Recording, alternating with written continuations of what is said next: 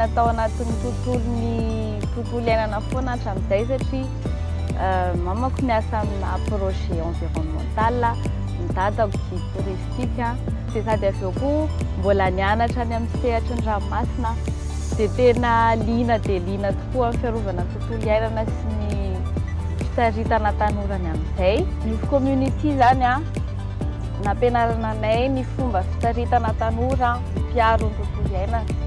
Afaka mitarika tanora zany ianao hiaro ny tontolo iainana rehefa fantatrao momba ilay tontolo iainana dia fantatrao ny fomba fitaritana tanora.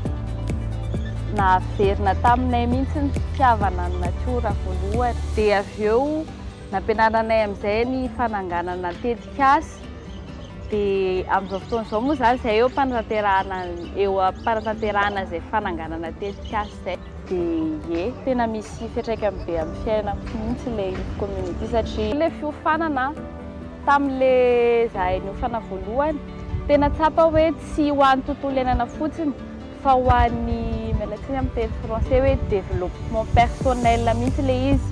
Namerina nampisy lanja, namerina nampatsiahany lanjako amin'ny tontolo iainana sy ny lanjako en personne. Zavatra nahafinaritra indrindra voalohany aloha afaka nanamana be dia be, nanamana tanora mitovy tanjona amin'ny fikajiana ny tontolo iainana betsaka. Faharoa manarak'izay nahitana zava-baovao amin'izany fananganana tetikasa, fiarahana miasa amin'ny olona sy ny ohatr'izany. Dia fanotelony ny ambiance miaraka amin'ny namany.